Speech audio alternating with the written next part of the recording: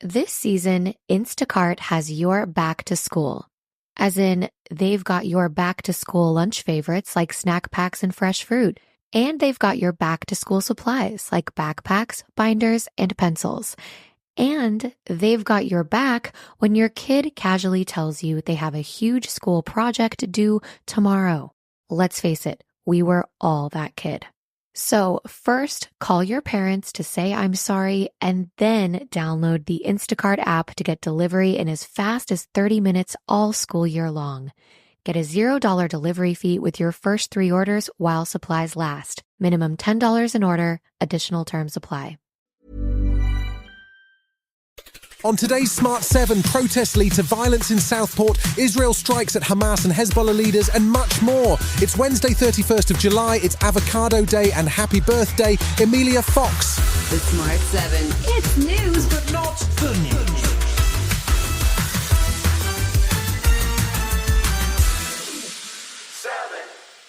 Prime Minister Keir Starmer was in Southport on Tuesday to offer his condolences to the families of the victims of Monday's knife attack. 3 children have now died and 2 remain in critical but stable condition at Alderhay Children's Hospital. I am very worried about high levels of knife crime, and I'm absolutely determined that my government will get to grips with it. But today is not the time for politics. Today is the time to focus entirely on the families who are going through such pain and grief. Taylor Swift posted her condolences and sympathies after the incident, which took place at a Swift-themed dance and yoga class. There was a vigil on Tuesday evening, but there was also public unrest as what appeared to be a far-right protest outside a local mosque escalated, with 22 police officers injured and a police van set on fire. It's partly because misinformation and disinformation about the attacker has been spreading online, and Merseyside Police and Crime Commissioner Emily Spurrell urged people not to get sucked into online speculation. There's still a lot to be figured out. It's obviously a complicated investigation, so they will have to take the time now to figure out what's happened, why it happened, and obviously I would encourage everybody to give them the space to do that and not to speculate about why or how this might have happened.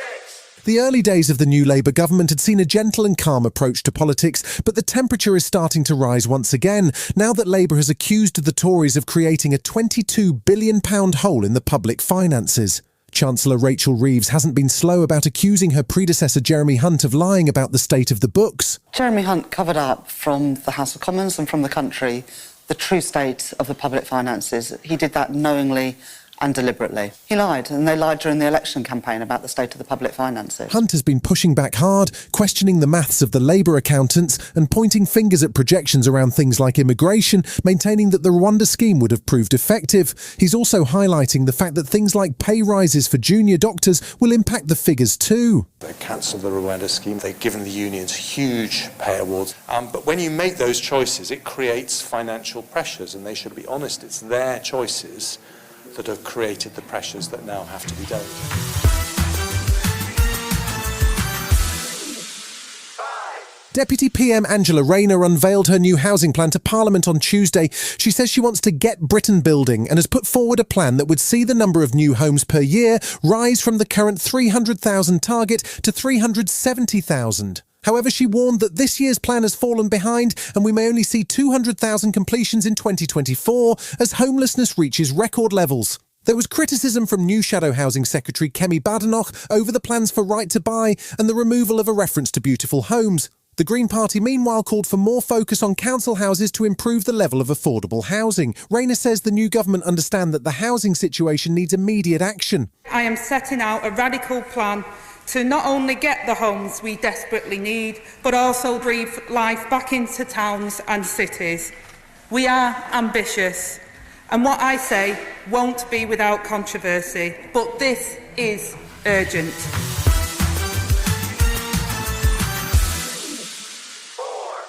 Reports on Wednesday morning indicate that the political chief of Hamas, Ismail Haniyeh, has been killed in Iran. He was attending the inauguration of the new Iranian president in Tehran when he and his bodyguard were killed in what Hamas described as a treacherous Zionist raid. Israel hasn't commented, but the death of the principal negotiator in the peace talks will be a significant blow for Hamas. Earlier, Israel carried out an airstrike on the suburbs of Beirut. In a targeted strike, they say killed the man behind the attack that left 12 children dead in the Golan Heights.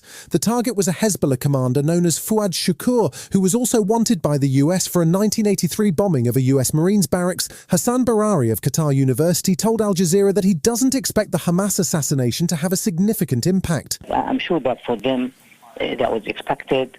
They are prepared to face this fate, but they are not prepared to give up and say, okay, the occupation is good, and as if nothing happening. Still to come on today's Smart 7, more gold for GB at the Olympics and the script make a comeback. Right after this.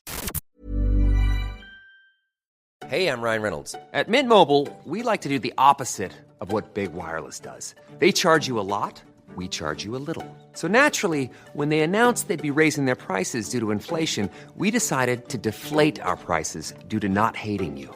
That's right. We're cutting the price of Mint Unlimited from $30 a month to just $15 a month. Give it a try at mintmobile.com/switch. $45 up front for 3 months plus taxes and fees. Promo rate for new customers for limited time. Unlimited more than 40 gigabytes per month. Slows full terms at mintmobile.com.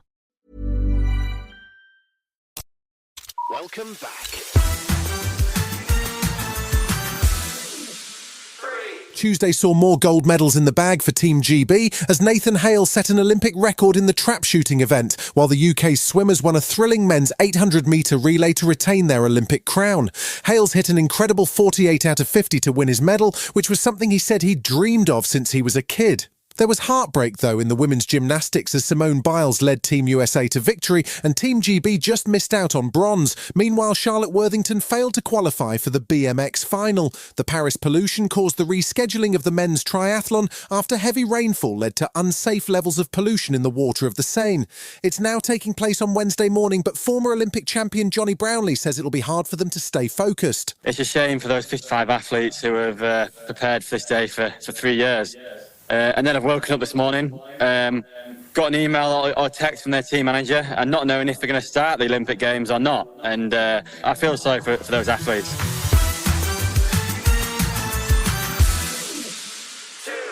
Irish band The Script are back after a year-long hiatus following the sudden death of bandmate Mark Sheehan. They were only ever a trio, but after a year off they've added a new guitarist and bass player to their ranks and have a new album out called Satellites.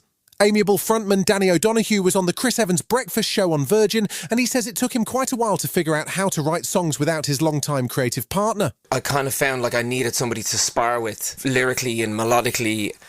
Over the years we've worked with some amazing people, so just kind of called them up and said, look, we want to expand the sound a little bit because I'll do everything from a dance song to a trap song to whatever. I love it, you know, yeah. I just love music in general. So it was really good to have somebody outside what the script is for the first time ever.